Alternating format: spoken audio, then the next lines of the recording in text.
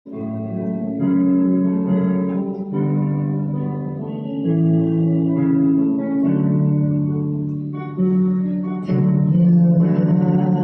के साथ स्तुति गाऊंगा, हे यीशु मेरे खुदा।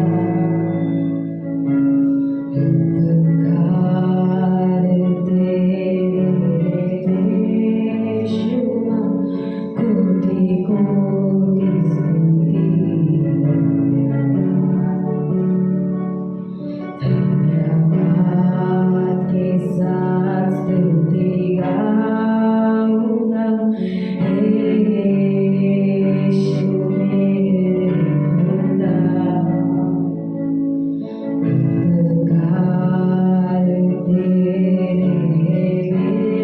यीशुआ, कोटि कोटि स्तुति। योग्यता से बढ़ के दिया है अपनी दया से तूने मुझे।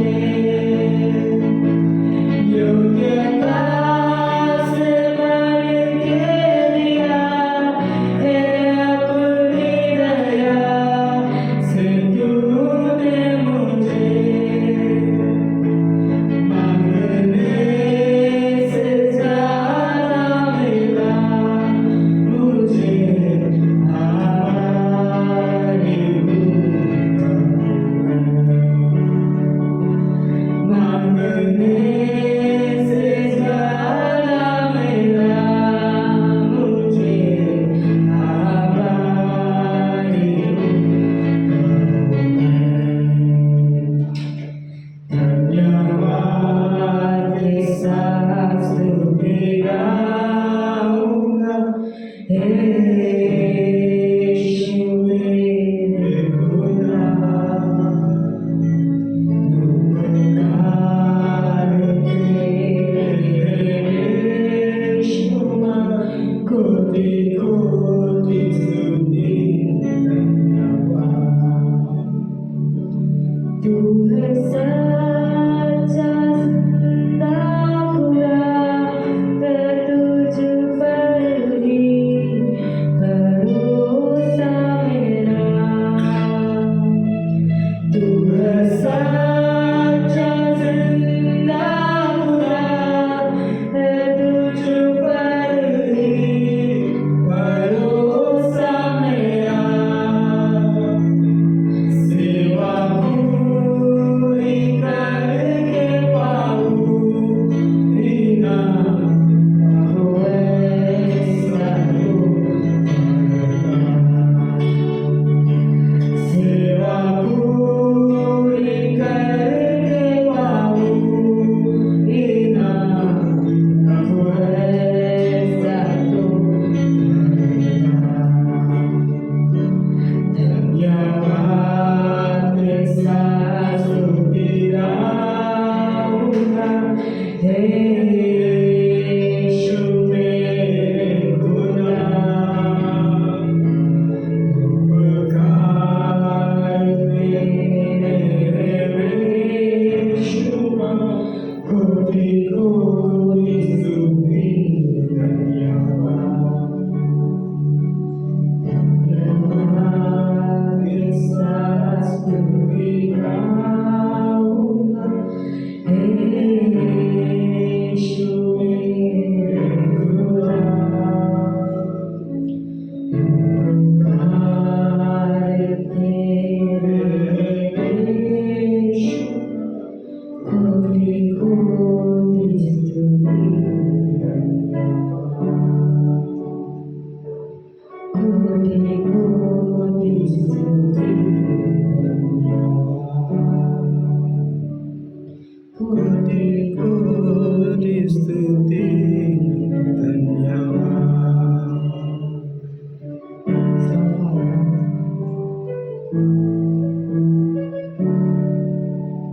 Thank you, Lord Father God, for this gift of life.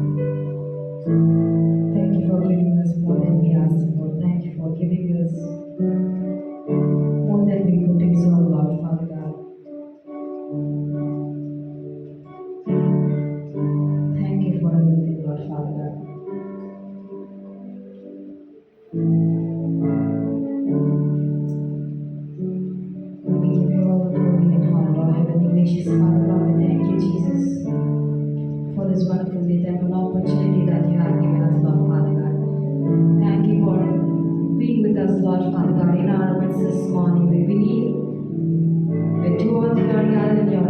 your presence is there, Lord Father God. Lord, you flow with that through our lives, Lord Father God. We thank you, Jesus, for your name. Glorify your name, we magnify your name, Lord Father God. In everything that we do, let your presence go with us. Fill us afresh this morning, Lord Father God. We thank you, Jesus, for everything. In Jesus' name we ask and pray. Amen. హల్లెలూయా. ప్రార్థన చేసుకుని ఆరంభించుకుందాం. సర్వశక్తుల సర్వాధికారి నీతిలో తండ్రి సమాధానకర్త నీకే కృతజ్ఞతాస్తుతులు చెల్లిస్తున్నాం. ఇంతవరకు మా పట్ల చూసిన కృపను బట్టి మీరు చేసిన ప్రతి మేలు, ప్రతి ఒక్క ఉపకారం వందనాలతో రకరకాల వాక్యం ధ్యానిస్తుండగా మాతో మీరు మాట్లాడి ఈ వాక్య అవగాహన వాక్య ప్రత్యక్షం మమ్మల్ని నడిపించండి. మా మనోన్నతులను తెలిసి దేవ ఈ వాక్యమైన సత్యంలో మేము ఎదగాలి నేర్పించిన ప్రార్థిస్తూ యేసుక్రీస్తు పరిశుద్ధ నామమున ప్రార్థించి వేడుకుంటున్నాం తండ్రి. ఆమేన్. దేవుని నామానికి మహిమ ఘనత కలుగుగాక. మరి గడిచిన వారం రోజులు మరి దేవుడి కృపను బట్టి మరి మణిపూర్ ప్రాంతంలో పరిచయం చేసి రాగలిగినాము. మరి దేవుడు క్షేమంగా మరి స్థానిక సంఘాన్ని నడిపించినందుకు మరి దేవునికి కృతజ్ఞతలు చెల్లిస్తున్నాం. మరి మణిపూర్ సాక్ష్యం చివరిలో పంచుకుంటాను. మరి ఇప్పుడు వాక్యం మనము ధ్యానిస్తాం. సో ఇది తీసుకున్న అంశము ద రేస్ ఆఫ్ ఫెయిత్, విశ్వాస పరుగు అనే అంశాన్ని మనము ధ్యానిస్తాం. ద రేస్ ఆఫ్ ఫెయిత్ అనే అంశాన్ని ధ్యానిస్తాం. సో నాతో పాటు హెబ్రీ రాసిన పత్రిక 12వ అధ్యాయము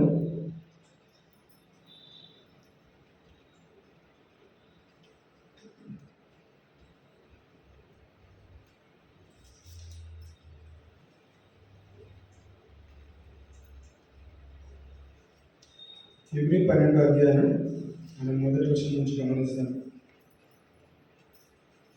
Hebrews chapter 12 verses 1 onwards.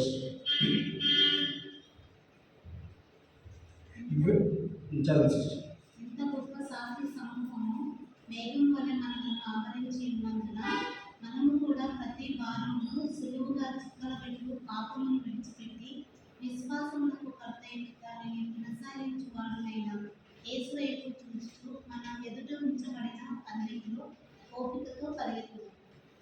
ఆయన తన ఎదుట ఉంచబడిన ఆనందము కొరకైన అవమానము నిర్లక్ష్య పెట్టి సిగ్గును సహించి దేవుని సింహాసనం యొక్క కుడిపార్శ్వమున ఆసీనుడై ఉన్నాడు. మీరు చాలా ఫస్ట్ చూడండి, గమనిస్తే విషయాలు.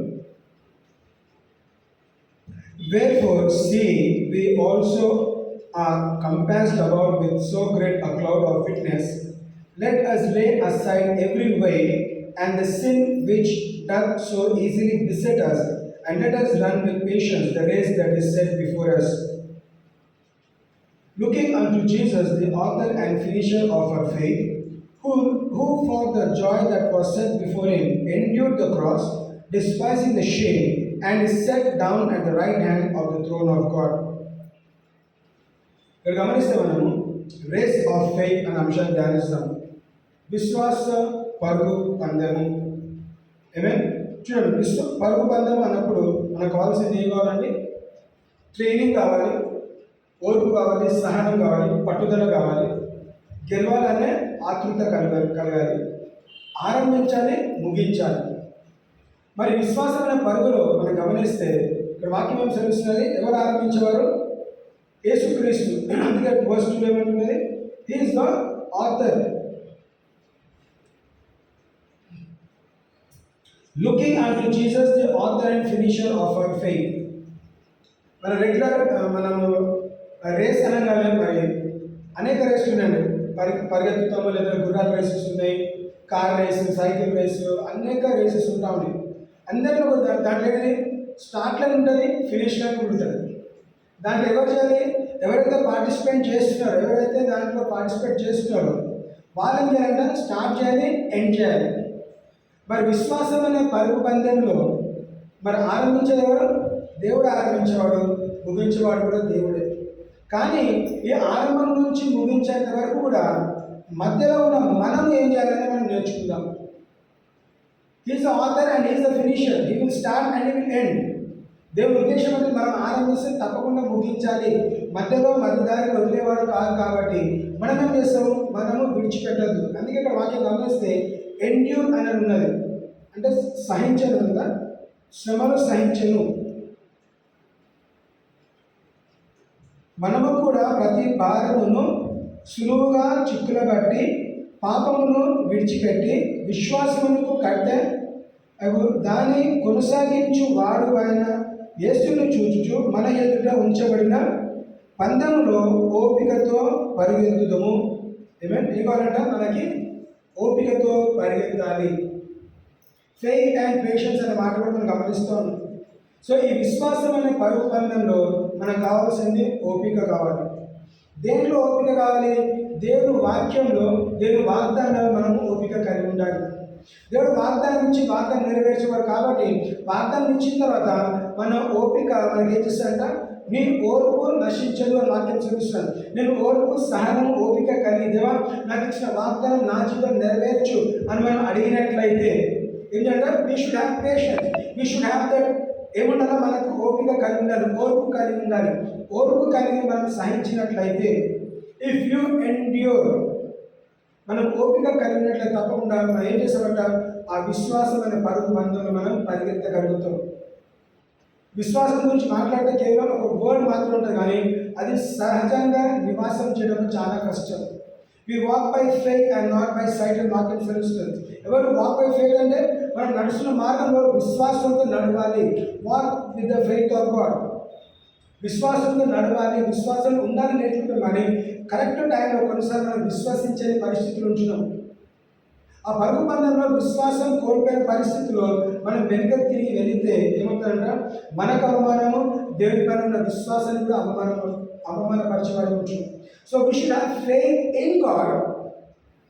నువ్వు ఈ సహజంగా నీ పరుగు పందెంలో ఎవరిపైనా నీ పైన నువ్వు విశ్వాసం కలుగుతావు, నేను పరిగెత్తగలుగుతాను, నేను ఫస్ట్ రాగలుగుతాను అని నువ్వు నమ్మి నీ ట్రైనింగ్ పైన నమ్మకం కలిగినట్లయితే నువ్వు తప్పకుండా గెలవగలుగుతావు. మరి ఈ విశ్వాసమైన పరుగులో నీ ఓర్పు, నీ ఓపిక, నీ సహనము, నీ విశ్వాసము, నీ నిరీక్షణ ఎవరి పైన ఉండాలా? యేసుక్రీస్తు పైన ఉంటే ఆయన ఆరంభించేవాడు, ముగించేవాడు కూడా.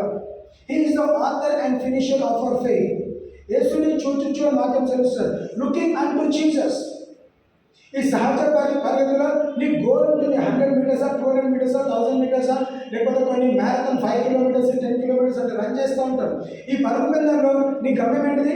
10 కిలోమీటర్స్ రీచ్ అవ్వాలి. మరి విశ్వాసమైన పరుగు పందెంలో ఏంటిదంట, యేసుక్రీస్తు ఆరంభించినాడు, యేసుక్రీస్తు ముగించేవాడు. కాబట్టి నీ ముగింపు వరకు కూడా, అంటే నీ చివరి శ్వాస వరకు కూడా విశ్వాసంలో బలపరచబడాలి. ఎప్పటి నుంచి? నువ్వు యేసుక్రీస్తు సొంత రక్షణ అంగీకరించిన తర్వాత. నీకు ఎప్పుడైతే అవగాహన వస్తుందో, నీకు ఎప్పుడైతే ఆలోచనలు వస్తాయో, మంచి చెడు అనే ఆలోచన, నీ విశ్వాసం అక్కడి నుంచి ఆరంభించబడుతుంది. సో ఆరంభించిన రోజు నుంచి చివరి వరకు కూడా దేవుడు మనల్ని నడిపించేవాడు. అందుకే కొన్ని మాటలు గమనిస్తే, let us run with endurance. ఇంత గొప్ప సాక్షి సమూహము మేఘము వలె మనలను ఆవరించి ఉన్నందున మనము కూడా ప్రతి భారమును సులువుగా చిక్కులు బట్టి పాపమును విడిచిపెట్టి. ఏం చేయాలంటే ఈ విశ్వాసం అనే పరుగు పందెంలో మొట్టమొదటిగా మనము పాపమును విడిచిపెట్టి వెళ్ళాలి. నీతి జీవితం జీవించాలి. మనం లోకంలో ఉన్నట్లేదండి, మనం లోకంలో నివాసం చేస్తున్నాం, దేవుని రాజ్యానికి సంబంధించిన వారసులుగా ఉన్నాం. కాబట్టి మనం ఏం చేయాలంట, దేవుని వాక్యాన్ని, దేవుని రాజ్యానికి సంబంధించిన వారసులుగా ఉన్నాం. కాబట్టి మరి వాక్యానికి అనుసారంగా నడుచుకోవాలి. వాక్యంగా అనుసారంగా నడుచుకోవడం అంటే ఏంటి? Walk by faith and not by site. నీ సహజ కళ్ళు, నీ దృష్టి చూపెట్టేది, నీకున్న ఈ కళ్ళు దృష్టి నడిపించే విధంగా కాదు, కానీ దేవుని దృష్టి ద్వారా, దేవుని వాక్యం అనే దృష్టి ద్వారా మనం నడవాలని పర్వతకాల సమయంలో వాక్యం గుర్తు చేస్తున్నారు. అందుకే ఇంకా ముందు గమనిస్తే, మన ఎదుట ఉంచబడిన పందెములో ఓపికతో పరిగెత్తుదుము. ఆయన తన ఎదుట ఉంచబడిన ఆనందం కొరకై అవమానమును నిర్లక్ష్యము పెట్టి శిలువను సహించి దేవుని సింహాసనం ఎదుటకు కూడి పాశమున ఆసీనుడై ఉండెను. చూడండి, ఇక్కడ ఏమంటున్నాము? యేసుక్రీస్తు కూడా ఆరంభించినది ముగించినది. సో ఆరంభించిన రోజు నుంచి ముగించేంత వరకు కూడా శ్రమని తట్టుకున్నాడు, శ్రమను గుండా వెళ్ళినాడు. ఏమైనా ఇక్కడ గమనిస్తే చూడండి,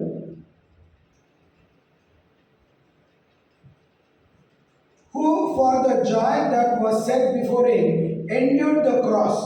ఏంటంట? సిలువని మోసుకొని వెళ్తున్నాడు, సిలువని సహించేది. సిలువని సహించాలంటే ఏంటి అంటే సిలువను ఖచ్చితంగా మోయాలి. అంటే ఆ రోజు యేసుక్రీస్తు సిలువను మోసినాడు, మరి ఈరోజు ఏమన్నాడు? If you bear the cross, నా సిలువను మీరు మోయండి, నా కాడి మీరు మోయండి, నీ కాడి నాకు ఇవ్వండి. మీ కాడి మీరు మోస్తే మీరు మోయలేరు, నా కాడి మీరు మోసినట్లయితే, నా సిలువని మీరు మోసినట్లయితే, so you have to take up the cross and follow me అని వాక్యం సెలవిస్తున్నారు. నీ సిలువని మోసి నువ్వు నన్ను వెంబడించినట్లయితే ఏం చేస్తానంట? చివరి వరకు కూడా నేను మీతో ఉంటాను, నేను మిమ్మల్ని నడిపిస్తాను. నడిపించాలంటే సిలువను మనం ఖచ్చితంగా మోయలేము. సిలువనగానే ఒక డెకరేషన్ ఐటమ్ కాదండి. ఈరోజు మనం చాలాసార్లు మిరర్లోనో చర్చిలో ఎక్కడ పడితే అక్కడ మనం సిలువ ముద్ర వేసి వాడుతా ఉన్నాం కదా. కొన్ని మంచి మంచి మంచి చెక్కలు వాడి డెకరేషన్ ఐటమ్స్గా ఉన్నాయి, కానీ ఆ డెకరేషన్ ఐటమ్స్ కాదండి. సిలువని సహజంగా ప్రతిరోజు మనం మోయాలి. విశ్వాస జీవితంలో మనము సిలువ మోసిన వారే ఉన్నట్లయితే, if you bear the cross you have to endure. నువ్వు సహించాలంటే శ్రమను గుండా ఖచ్చితంగా వెళ్తావు. సిలువ వేసుకొని యేసుక్రీస్తు స్టైల్లో వెళ్ళలేదండి, శ్రమ గుండా వెళ్తున్నాడు. మొయ్యలేని పరిస్థితి కూడా, సహజంగా మొయ్యలేని పరిస్థితి ఉన్నా కానీ, పడిపోతున్నా కానీ అయ్యో పడిపోతున్నాడు కదా, కొంచెం టైం ఇస్తాము, కొంచెం సమయం ఇస్తాము, కొంచెం బ్రేక్ ఇస్తామని ఇవ్వలేదండి. ఆ సిల్వర్ మోషన్ విషయంలో ఆరంభం నుంచి అంత గొల్లత అనే ఆ కల్వరి కొండపైన ఎక్కేంత వరకు కూడా సిల్వర్ని మోస్తూనే ఉన్నాడు. కొంత సమయం మాత్రమే వేరే వాళ్ళు మోయటం అని గమనిస్తాం, కానీ చివరి వరకు కూడా మరి యేసుక్రీస్తు మోస్తూ వచ్చినాడు. వాళ్ళు మోస్తున్నాడు కదా, డిస్టర్బ్ చేయొద్దు, కొట్టదు అనుకుంటారా? కొడుతున్నారు, అవమానపరుస్తున్నారు, తిరుగుతున్నారు, కొడుతూనే రక్తం కారుతున్నది, నొప్పి మరుస్తూ ఉన్నాడు. అన్నింట్లో కూడా ఏం చేస్తున్నాడు? హీ విత్ జాయ్ వాక్యం తెలుసు చూడండి. Who with Joy that was set before him endured the cross. యేసుక్రీస్తు రాకముందును సిలువలో చనిపోతామని హెచ్చరింపబడిన తర్వాత కూడా ఏంటంటే సంతోషపూర్వకంగా అంగీకరించెను. Who with joy అంటే he was glad and he was rejoicing. He had joy that I will go through the cross. నేను సిలువ గుండా వెళ్తాను, ఈ పరమందరూ ఒక రోజు నేను సిలువ వేయబడాలి అని తెలుసుకున్న తర్వాత ఏం చేసేద్దాం? Who with joy endured the cross. So మనం సిలువని సహించాలి. సిలువని సహించాలంటే సిలువతో వచ్చే ఏంటంటే శ్రమ గుండా మనం సహించాలి. శ్రమ గుండా ఖచ్చితంగా వెళ్తాము అని వాక్యం రాయబడ్డది. అనేక శ్రమలు కలుగును, కానీ ఏమన్నాడు? I am with you always. ప్రతిరోజు, ప్రతి నిమిషం, ప్రతి క్షణం కూడా నీకు నాకు తోడై ఉన్నాడు. ఎప్పుడైతే నువ్వు సిలువను మోయడానికి నువ్వు సిద్ధపడ్డావో, ఆ సిలువను మోసే విషయంలో నువ్వు వెళ్ళిపోవు. యేసుక్రీస్తు జీవితంలో కూడా ఏ విధంగా ఒక వ్యక్తి సహాయపడ్డాడు. యేసుక్రీస్తు సహాయం అడగలేదండి. పడిపోతున్న కారణంగా ఒక సింగర్ ఒక వ్యక్తి ఏం చేశాడంట? కొంత దూరము సిలువను మోస్తున్నాడు. సో అదేవిధంగా నువ్వు మోస్తున్న సిల్వర్, విశ్వాసం సిల్వర్ మోస్తున్నప్పుడు కూడా నిన్ను సృష్టించిన సృష్టికర్త, నీ కొరకు చనిపోయి పాతి పెట్టబడి మరణాన్ని జయించి తిరిగేసే యేసుక్రీస్తు కూడా విశ్వాసంలో నీకు తోడై ఉన్నాడు. నీ చెయ్యి పట్టుకొని శ్రమ గుండా వెళ్తున్నప్పుడు నీకు సహాయకర్తగా ఉంచున్నాడు. ఏం చేయాలంట? But we have to endure. మనము సహించాలి. సహించడానికి ఏం కావాలంట? ఓపిక కావాలి. ఓపికతో నువ్వు శ్రమని సహించినట్లయితే చివరి శ్వాస వరకు కూడా అంతానికి నువ్వు చేరుకుంటావు, గమ్యానికి చేరుకుంటావు. పరుగు పందెం అనేది నేను స్టార్ట్ చేస్తాను, నేను చేస్తాను, లేకపోతే లేదని కాదండి. మన సోషల్ మీడియా కూడా అనేక సార్లు ఈ రన్నింగ్ రేస్ మనం గమనించినట్లయితే ఏమవుతుంది? హ్యామ్స్టర్ అంటారు, లెగ్మెంట్ టేర్స్ అవుతూ ఉంటుంది. నరాలు పట్టేస్తాయండి పరిగెత్తుతున్నప్పుడు. సో నరాలు పట్టేసినప్పుడు పరిగెత్తలేని పరిస్థితులు ఉన్నా కానీ ఎవరైతే పార్టిసిపెంట్ ఆరంభించిన వారు ఏం చేశారంట? కుంటూనే చివరి లైన్ ఫినిష్ లైన్ వరకు ఎండ్ చేసినాడు. ఫినిష్ లైన్ వరకు వెళ్ళాలి, ఎందుకు? క్వాలిఫై కావడానికి. బహుశా గెలవకపోవచ్చు, కానీ శ్రమను గుండా వెళ్ళిన, నరాలు పట్టేసినా కానీ, నరాలు తెగిపోయినా కానీ ఏం చేసినట్ట, చివరి ఆనందించాం కాబట్టి నేను మధ్య నుంచి డిస్క్వాలిఫై అవ్వద్దు, ఎండ్ వరకు వెళ్ళాలి, because I want to be A participate. మరి సహజంగా మనం వదిలి వెళ్ళిపోవచ్చు, కానీ మరి విశ్వాస జీవితంలో యేసుక్రీస్తు మనకి తోడై ఉన్నాడు. విశ్వసించాల్సిన బాధ్యత నీది, నెరవేర్చాల్సిన బాధ్యత దేవుని. ఇఫ్ యూ బిలీవ్, అందుకే వాక్యం అనుసరిస్తాడు, ఇఫ్ యూ బిలీవ్, నమ్ముట నీ వశం అయితే నమ్మువానికి సమస్తము సాధ్యం. నువ్వు నమ్మినట్లయితే, అవును నేను పరుగు పందెంలో, ద రేస్ ఆఫ్ ఫెయిత్, విశ్వాసమైన పరుగు పందెంలో నేను పరిగెత్తగలుగుతాను. నువ్వు విశ్వసించినట్లయితే ఏం చేస్తాడంట? నమ్ముట నీ వశం అయితే నమ్మువానికి సమస్తము సాధ్యం. సో నీ ద్వారా ఎవరు చేస్తారంటే, యేసుక్రీస్తు నీలో ఉండి నీతోండి నీ ద్వారా సాధ్యపరచడానికి ఆయన ఇష్టపడుతున్నాడు. మధ్య దారిలో వదలడానికి మనం ఇష్టపడుతున్నా, మనము అంగీకరిస్తున్నాం, గమనించుకోవాలి. నువ్వు అందులో వదిలేస్తే దేవుడు బలవంతం చేయడానికి, ఏ పని అయినా కానీ నేను బలవంతం చేసి ఖచ్చితంగా చేయమని చెప్పట్లేదు. వదిలేస్తాడు. నువ్వు ఆసక్తి చూపిస్తే, if you have a desire, God I want to do that, నేను ఆ క్రియ చేయాలనుకుంటున్నాను, నేను ఇష్టపడుతున్నాను, నువ్వు ఇష్టపూర్వకంగా చేస్తే ప్రతి అడుగులో నీ మార్గము సరళం చేసేవాడు. అందుకే సామెత రాయబడ్డ కదా, నీ ప్రవర్తన అంతటిలో దేవుని అధికారం ఒప్పుకుంటే నీ మార్గము, నీ త్రోవలు సరళం చేయబడతాయి. మణిపూర్ గురించి మనం మాట్లాడుతున్నాం. చాలామంది వెళ్ళాల్సిన సమయం వచ్చినప్పుడు వెళ్ళొద్దు, లేదా అక్కడ గొడవలు జరుగుతున్నాయి అన్నీ అనుకున్నాం. అంటే మా ముందు ఏ మార్గం ఉందండి? వంకర తింకరి మార్గాన్ని దేవుని ప్రణాళిక ప్రకారము మా మార్గం ఏం చేస్తాడు? సరళం చేస్తాడు. మేము క్షేమంగా వెళ్ళినాం, ఏ పని అయితే అక్కడ చేయాలనుకున్నామో దానికన్నా అద్భుతంగా చేసి తిరిగి రాగలిగినాం. అంటే విశ్వసించినాము, దృష్టి కలిగినాము, విషయం ఉన్నది, వెళ్తున్నాము, చూస్తున్నాము. అంటే అక్కడ ఏం చేయాలో ఇక్కడ ప్రేయర్ చేస్తాము, ప్లాన్ చేస్తాము, ప్రిపేర్ అయినాము, అక్కడ దాకా వెళ్ళి క్షేమంగా చేస్తాం. అంటే నమ్ముట నివాసమైతే నమ్మువానికి సమస్తము సాధ్యం. ఎంతకాలం నమ్మినాము? దాదాపు సంవత్సరం నుండి నమ్ముతున్నాము, చెప్తున్నాము, ప్రార్థన చేస్తున్నాము, ప్రిపేర్ చేస్తున్నాము.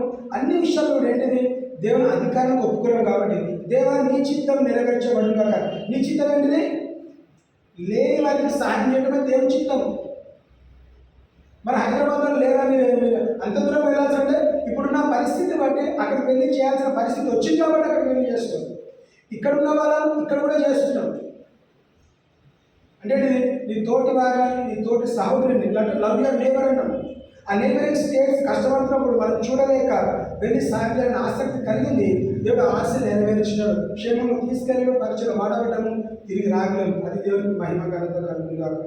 అంటే ఇఫ్ యూ ఎండ్యూర్, అంటే కష్టం రాకుండా కాపాడు, ఒకవేళ కష్టం వచ్చినా కానీ మేము వెళ్ళి చేసి వచ్చేవాళ్ళం.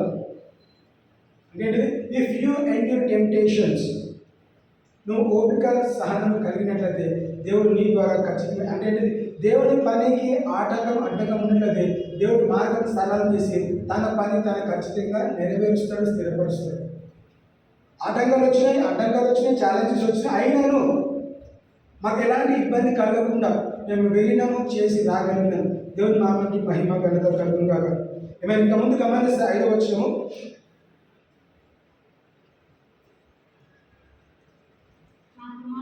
ప్రభువు చేయు శిక్షను తృణీకరించకుము, ఆయన నిన్ను గద్దించినప్పుడు విసుకకుము. ప్రభువు తాను ప్రేమించు వారికి శిక్షించి తాను స్వీకరించు ప్రతి కుమారుని దండించు. ఏమన్నా వాక్యం చూడండి. మరియు నా కుమారుడా, ప్రభువు చేయు శిక్షను తృణీకరించకము, ఆయన నిన్ను గద్దించినప్పుడు విసుకము. ప్రభువు తాను ప్రేమించు వారిని శిక్షించి తాను స్వీకరించు ప్రతి కుమారుని దండించును అని కుమారులతో సంభాషించినట్లు మీతో సంభాషించు ఆయన హెచ్చరికను మరచితే. ఏమన్నాడు? ఈ పరుగు పందెంలో ఏం చేశారంట? దేవుడు గద్దించేవాడు, శిక్షించేవాడు. ఎప్పుడు శిక్షిస్తాడు, ఎప్పుడు గద్దిస్తామండి? తప్పిపోయినప్పుడు మాత్రమే. We are meditating Hebrews chapter 12, verse 6, verse 5 and 6. Hebrew 12 అధ్యాయం మొదటి 5వ వచనం 6వ వచనము ఇప్పుడు చదువుతున్నాను. And ye have forgotten the exhortation which speaketh unto you as unto children. My son, despise not thou the chastening of the Lord, nor faint when thou art rebuked at him. మనం దేవుడు ఏమని పిలుస్తామండి? తండ్రి అని పిలుస్తాం. మనం ఎవరము? తన పిల్లలు. So తండ్రికి ప్రతి హక్కు ఉంటుంది. ఎవరిపైన? వాళ్ళ పిల్లల పైన. ప్రేమించే హక్కు ఉన్నది, గద్దించే హక్కు కూడా ఉన్నది, శిక్షించే హక్కు కూడా ఉన్నది. ఎప్పుడు శిక్షిస్తాడు, ఎప్పుడు ప్రేమిస్తాడు, ఎప్పుడు గద్దిస్తాడు? తన ఇష్టానుసారంగా జీవించినప్పుడు ప్రేమిస్తాడు, తప్పిపోయినప్పుడు గద్దిస్తాడు. మరి మోషే ఏమని పిలుస్తాము? మోషే దేవుణ్ణి ముఖాముఖిగా చూసినాడని మనం వింటా ఉన్నాం. ఆ వృద్ధాపంలో కూడా తన భార్య పిల్లల్ని విడిచిపెట్టి, కుటుంబాన్ని విడిచిపెట్టి, మరి దేవుడు చెప్పిన ప్రణాళిక ప్రకారం అన్ని విడిచిపెట్టి వచ్చి చేసినప్పుడు అంటే దేవుడు మోషేని ఎంతగానో ప్రేమించినాడు. మోషే దేవుని ఎంతగానో ప్రేమించినాడు. వాళ్ళిద్దరి మధ్య మంచి అండర్స్టాండింగ్ కలిగి వాళ్ళ జీవితం మంచిగా వెళ్తున్నది. కానీ ఒకనొకడు ఏమైంది? మాట్లాడమన్న దగ్గర కర్రతో రాయిని కొట్టినాడు కాబట్టి కదా. మోషే ఎవరండి? మరి దేవుడు కుమారుడే కదా, ప్రేమించిన కుమారుడే, ఏర్పరచుకున్న కుమారుడే. ఏమైందంట? ఎప్పుడైతే ఆజ్ఞని అతిక్రమించినాడో అంత గొప్ప మోషేని కూడా ఏం చేసినట్ట? గద్దించినాడు, శిక్షించాడు. ఏమని గద్దించినాడు? తన గద్దింపు శిక్ష ఏంటిది? నువ్వు ఏ వాగ్దాన ప్రదేశానికైతే నువ్వు ఇంతకాలం ప్రయాసపడ్డావో ఆ వాగ్దాన దేశంలోకి నువ్వు అడుగు పెట్టావు. తను చేసిన తప్పేంటిది? ఆజ్ఞని అతిక్రమించినాడు, దేవుని ప్రజల నుండి దూషించినాడు. అంటే ఏంటిది? రాయితో మాట్లాడితే చాలు అన్న విషయాన్ని పక్కన పెట్టి వాళ్ళు ప్రజలు విసిగించినారు కాబట్టి తను ఏం చేస్తాడు? ఆ రాయిని, బండని కర్రతో కొట్టినాడు. మన దృష్టిలో చిన్న విషయం అండి, కానీ దేవుని దృష్టిలో అది పెద్ద విషయంగా మారింది. కాబట్టి తండ్రిగా ఏం చేస్తాడు? హెవెన్లీ ఫాదర్, పరలోకం ఉన్న తండ్రి మోషేని ఏం చేసినాడు? గద్దించినాడు, శిక్షించినాడు. సో మనం కూడా ఏం చేయాలంట? గద్దించడం, శిక్షించాం కాబట్టి మోషే అలిగి ఇక మీదట నువ్వు నాకు అప్పగించిన పని నేను చేయనని వెళ్ళిపోయినాడు. వెళ్ళలేదు. తన తప్పుని గ్రహించి తెలుసుకొని 10 సార్లు అడిగినాడు. దేవుడు అన్నాడు, నువ్వు ఈ విషయము ఇంతటితో ఆపేయి, లేకపోతే నేను చంపేస్తాను. నువ్వు ఏ విషయంలో అడుగుతున్నావో, వాగ్దాన దేశంలో వెళ్ళాలని అడుగుతున్నావు, ఈ విషయం ఇంతటితో ఆపేయకంటే నేను ఒకసారి చెప్పి ఏమని చెప్తున్నాను? నువ్వు వాగ్దాన దేశంలోకి వెళ్ళవు. ఎందుకు? నువ్వు చేసిన క్రియని బట్టి. నువ్వు ఇంతటితో వదిలే. ఏం చేయాలంట? శ్రమలు ఖచ్చితంగా. అంటే తన మోషన్ వచ్చిన శ్రమ ఏంటంటే ప్రజలు విసిగిస్తున్నారు, ఇంకేం చేస్తున్నారు? గొనుగుతున్నారు, సలుగుతున్నారు. అంటే ఆ గొనుగుడు సలుగుడు ఎంతకాలం వినాలి, ఎంతకాలం భరించాలి? ఎక్స్ట్రీమ్ లెవెల్కి వచ్చిన తర్వాత ఆయన విసిగిపోయినాడు. సహనం కలిగి is the most weakest person on the earth అని వింటున్నామండి. సాత్వికుడు అని వింటున్నాం. అంటే అంత సాత్వికుడు, అంత సహనం కలిగిన వ్యక్తి ఎక్కడ వచ్చినాడు? ఆ సహనం విరిగేంత వరకు కూడా తన చుట్టూన్న ప్రజలు తనను విసిగించి ఏం చేస్తాడంట? మాట్లాడే బదులుగా కొట్టే పరిస్థితి తెచ్చుకుంటాడు. తన సహనం ఎప్పుడైతే పోగొట్టుకున్నాడో ఏం చేశాడంట? వాగ్దాన దేశం అడుగుపెట్టి అనుభవించే ఆ స్థాయిని పోగొట్టుకున్నాడు. మరి దేవుడు నీ పట్ల, నా పట్ల అలాంటి ప్రణాళిక కలిగి లేడు. చివరి వరకు ఏం చేయాలంట? మనము సహనం కలిగి ఉండాలి, ఓర్పు కలిగి ఉండాలి, ఓపిక కలిగి ఉండాలి. మధ్యలో అపవాది నిన్ను దొంగలించాలని వాడి ప్రయత్నం వాడు చేస్తూ ఉంటాడు. కానీ దేవా, అపవాది ద్వారా నేను దొంగలించబడద్దు అని నువ్వు ప్రార్థన చేసినట్లయితే దేవుడు నీకు సహాయపడతాడు. ఏంటంటే విశ్వాసమైన పరుగులో ఆయన ఆరంభించేవాడు, ముగించేవాడు ఆయన. కాబట్టి ఎవరు? నీ పరలోకముందున్న తండ్రి. ఆ తండ్రి వైపు నువ్వు చూసి పరిగెత్తినట్లయితే నువ్వు గమ్యాన్ని చేరుకుంటావు. గమ్యాన్ని ఎందుకు చేర్చుకోవాలి? ఎందుకంటే తండ్రి కుడి పార్శ్వంలో నేను కూర్చోవాలనేది తన ఉద్దేశము, తన చిత్తం. So that you can SIT on the right side of God. దేవుని ఉద్దేశం ఏంటంటే మీరు నాతో పాటు కూర్చోవాలి. తనతో పాటు కూర్చోవాలంటే తన ఏదంటే యేసుక్రీస్తు ఏ విధంగా అయితే సహనం కలిగినాడో, ఆ ఓర్పు కలిగినాడో, ఆ శిలువను మోసుకుంటూ వెళ్ళినాడో, మనం కూడా శిలువను మోసిన వారి ఉన్నట్లయితే తనతో పాటు మనం ఏం చేస్తామంట, వారి భాగస్తులుగా ఉంటాం. మనం ఒంటరి వాడుగా వదిలేవాడు కాదండి. నీ చెయ్యి పట్టుకొని నడిపిస్తాడు. Lord you hold my hand. అందుకే వాక్యం రాబడదు, నీతి అనే దక్షిణాస్తంతో మిమ్మల్ని ఎత్తిపడతాడు. మన చెయ్యి పట్టుకొని నడిపించడానికి ఇష్టపడతాడు. నువ్వు చెయ్యి చాపి చేయవా, నువ్వు నా చెయ్యి పట్టుకో అని అడగడానికి ఇష్టపడుతున్నావు లేదా మనం గమనించాలి. నేను నా చెయ్యి నా దగ్గర పెట్టుకుంటే నువ్వు ఇష్టపడి చేసుకుంటే 100% కుదరదు. Because God is willing to lead and to guide. మన చెయ్యి పట్టుకొని నడిపించడానికి తను ఇష్టపడుతున్నాడు. తన ఇష్టాన్ని కాదంటే వదిలేస్తాడు, ఇష్టానికి అవునంటే నీ చెయ్యి పట్టుకొని నేను ముందుకు తీసుకెళ్తాడు. అందుకే వాక్యం చూడండి, ఏమన్నాడు ఇక్కడ, ప్రేమించేవారిని for whom the Lord loveth he chastise and scourgeth every son whom he receiveth. ప్రభు తాను ప్రేమించు వారిని శిక్షించి తాను స్వీకరించు ప్రతి కుమారుని దండించును. సో ఏం చేయాలంటే మనము తన హెచ్చరికని మనము పాటించాలి. గద్దించినప్పుడు, శిక్షించినప్పుడు మనం అలిగి వెళ్ళిపోకుండా ఎందుకు గద్దించడం, ఎందుకు శిక్షించడం అని మనం నేర్చుకున్నట్లయితే పరలోకం ఉన్న తండ్రి కదండి. ఇప్పుడు ఉన్న మన ఫిజికల్ పేరెంట్స్ కూడా గద్దించినప్పుడు, శిక్షించినప్పుడు, చెప్పినప్పుడు వినాల్సిన బాధ్యత పిల్లలుగా మనకు ఉంటున్నది. ఎవరి మంచి కొరకు? అది మన మేలు కొరకే. ఎందుకు గద్దించాడు? ప్రేమించాడు కాబట్టి గద్దించాడు, ప్రేమించకపోతే గద్దించాడు. ఇప్పుడు నేను నా పిల్లల్ని గద్దించినట్లయితే నేను వాళ్ళని ప్రేమిస్తాను కాబట్టి గద్దిస్తాను. బయట ఎవరి పడితే మనం గద్దిస్తానా? గద్దిస్తే ఏమవుతుంది? నువ్వు ఎవరు నాకు చెప్పడానికి అంటారా కదా. ఇప్పుడు బయట పిల్లలు పోతే వాళ్ళని గద్దించడానికో నువ్వు ఎవరు నాకు చెప్పడానికి అంటారు. అదే మన పిల్లల్ని గద్దించినప్పుడు వినాల్సిన బాధ్యత వాళ్ళది, గద్దించాల్సిన బాధ్యత మనది. చేసినప్పుడు ఏమవుతుందా? మేలు కలుగుతుంది. అది మీద దేవుడు గుర్తు చేస్తాడు, నన్ను మీరు తండ్రిగా భావించినట్లయితే, మీరు నన్ను తండ్రిగా స్వీకరించినట్లయితే నేను మిమ్మల్ని గద్దిస్తాను. గద్దించినప్పుడు ఏం చేయాలంట? ఎవరి కొరకు? నేను మిమ్మల్ని ప్రేమిస్తున్నాను కాబట్టి నేను మిమ్మల్ని గద్దిస్తాను. ఎందుకు గద్దిస్తున్నాను? ఈ విశ్వాసం పరిధిలో మీరు తప్పిపోతున్నారు కాబట్టి, తప్పిపోకుండా గమ్యానికి చేరాలంటే మీరు నా వైపు చూడండి. Looking unto Jesus, the author and finisher of the faith. So he is the author and he is the finisher. ఆరంభించేవాడు ముగించేవాడు ఆయన కాబట్టి ఆయన వైపు చూడాలి. చుట్టుపక్కల చూసుకుంటూ వెళ్తే కుదరదు. పేతురు కూడా ఏం చేశాడు? యేసయ్య నేను కూడా నీళ్ళ మీద నడవాలనుకున్నాడు. నేను ఒక్కనే దేవుని, నేను ఒక్కనే నడవగలుగుతాను, మీరు మానవులు, మీరు నడవలేరు అనలేదు. ఆశ చూపెట్టి చూడండి, అక్కడ దాదాపు 10-11 మంది శిష్యులు ఉన్నారు. ఈ అందరు శిష్యులకు ఆశ ఉంటలేదని నీళ్ళ మీద నడవాలని. ఈ దుడుకు పేతురు ఏం చేశాడు? నేను కూడా నీళ్ళ మీద నడవాలంటే ఏమన్నాడు? యేసుక్రీస్తు రమ్మన్నాడు. పేతురులో విశ్వాసం ఉన్నది. ఏ విశ్వాసం ఉన్నది? నీటి మీద నడిచే విశ్వాసం పేతురులో ఉన్నది. ఎప్పుడు? ఆరంభించినప్పుడు. మరి ముగింపు వచ్చేసరికి ముగించబడ్డా? నేను నీటి మీద నడుచుకుంటా యేసుక్రీస్తు వరకు వెళ్ళలేకపోయినాడు. మధ్యలో ఏం చేశాడంట?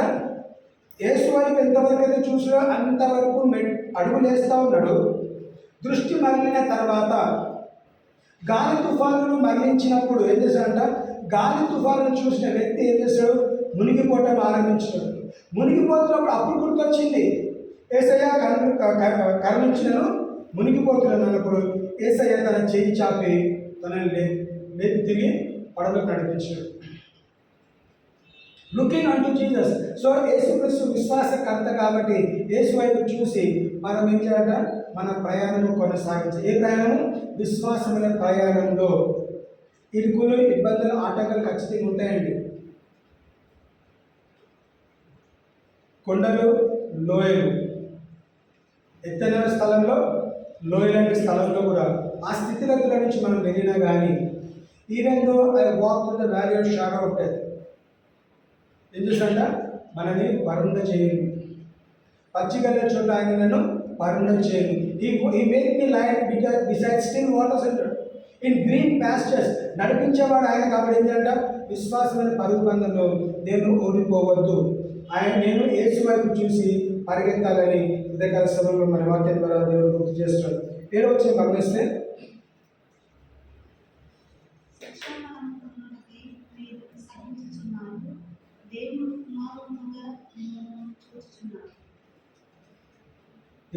చూడండి, శిక్షా ఫలము పొందుటకై మీరు సహించుచున్నారు, దేవుడు కుమారుడుగా మిమ్మును చూచుచున్నాడు, తండ్రి శిక్షింపని కుమారుడెవడు.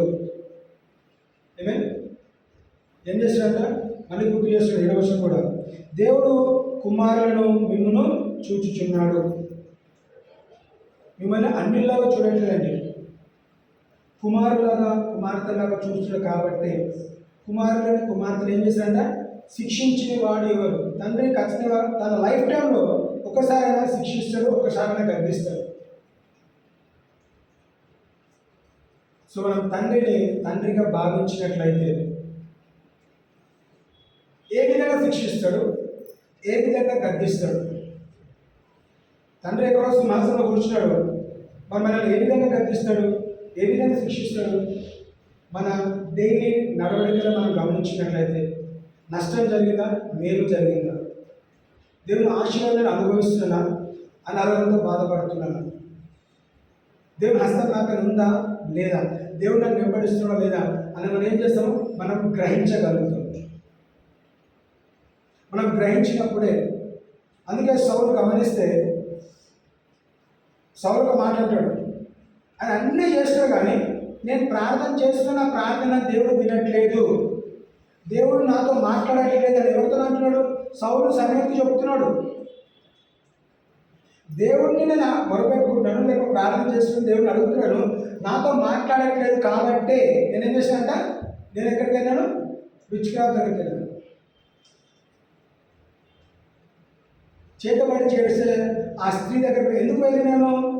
దేవుడు నాతో మాట్లాడటం మానేసినాడు, నాకు ఉత్తరం ఇవ్వట్లేదు అంటే సహజ అంటే దేవుడు సౌలుని గర్దిస్తున్నాడు, ఖండిస్తున్నాడు తన చేసిన క్రియను బట్టి. సో సౌలు ఇప్పుడు ఎవరి దగ్గరికి వెళ్ళాలి? చేతబడి చేసే వాళ్ళ దగ్గర వెళ్ళకుండా నేను నడిపించే ప్రవక్త దగ్గరికి వెళ్ళాలి. ప్రవక్త దగ్గరికి వెళ్ళి, ఇగో నేను దేవుడు నాతో మాట్లాడట్లేదు, నువ్వు కనుక్కొని చెప్పు. ఎందుకంటే ఆ రోజులో ప్రవక్తలు రాజులైన యాజకులు అందరినీ కూడా నడిపించేవాళ్ళు. కాబట్టి ప్రవక్త ఎవరు సమయం దగ్గరకు వచ్చి చెప్పుకోవాలి, తన బాధ చెప్పుకోవాలి. ఇక్కడ ఏం చేశాడు, అందరినీ పక్కన పెట్టి దేవుడు నాతో మాట్లాడలేదు కాబట్టి ఏం చేశాడంట, చేతబడి చేసే వాళ్ళ దగ్గరికి వెళ్ళాడు. అంటే ఇప్పుడు ఏమని గమనిస్తాము, తండ్రి గద్దించినప్పుడు, ఖండించినప్పుడు ఇవన్నీ మనం అనుభవిస్తాం. డైలీ నీ దగ్గరకు వచ్చి నీ ముందు నిలబడి గద్దిస్తున్నా, ప్రేమిస్తున్నా చెప్పట్లేదు. దేవుడు ప్రేమవాడు, ఆయన శాశ్వతమైన ప్రేమతో ప్రేమిస్తున్నాడు. బస్ అనారోగ్యం వస్తుందా, లేకపోతే మనం అనుకున్న ప్రణాళిక ప్రకారం మనం అనుకున్నది ఏది కూడా జరగట్లేదంటే దేవుడి దగ్గరికి వెళ్ళాలి, దేవుని పై దగ్గరికి వెళ్ళాలి. దేవుడు నేను అనుకున్నట్టు జరగట్లేదు, నీ చిత్తం నెరవేర్చండి, నాకు తెలియజేయండి, నాతో మాట్లాడండి, నాకు అసలు గ్రహింపు దయచేయండి అని అడిగితే ఖచ్చితంగా నడిపిస్తాడు, ఖచ్చితంగా చేస్తాడు. అని చేసేవాడు మాత్రమే. సో ప్రతి విషయంలో కూడా నడిపించేవాడు ఆయన. అందుకేమైనా వాక్యము, శిక్ష ఫలము పొందుటకై మీరు సహించుచున్నారు, శిక్ష ద్వారా వచ్చే ఫలము మీరు పొందుకోవాలి అని గుర్తు చేసినట్లయితే ఏం చేస్తారంట, మీరు దేవుని కుమారులుగా మిమ్మల్ని చూచుచున్నాడు. If you endure temptations, trials and tribulations, దేవుడు నన్ను శిక్షిస్తే నేను అంగీకరిస్తాను అని మీరు అంగీకరించినట్లయితే ఏం చేస్తాడంట, మిమ్మల్ని ప్రేమిస్తున్నాడు కాబట్టి తను శిక్షించిన ప్రేమ ద్వారానే శిక్షిస్తాడు, గద్దించిన ప్రేమ ద్వారానే గద్దిస్తాడు. అందుకే తన కోపం ఎంతకాలం అండి, తన కోపం ఏమని రాయబడే వాక్యంలో, తన కోపము క్షణం మాత్రమే, ప్రేమ ఎంతదంట, శాశ్వతమైనది. సో ఆ శాశ్వతమైన ప్రేమలో క్షణం మాత్రమే నేను గద్దిస్తున్నాను. ఆ క్షణం గద్దింపులోకి నువ్వు లోబడినట్లయితే ఏమన్నాడు, నా గద్దింపుకు మీరు లోబడినట్లయితే నేను మీ పైన నా ఆత్మని కుమ్మరిస్తాను. చూడండి ఒక మాట గమనిస్తాడు, సామెతలు మొదటి అధ్యాయం 23వ వచనం గమనించండి.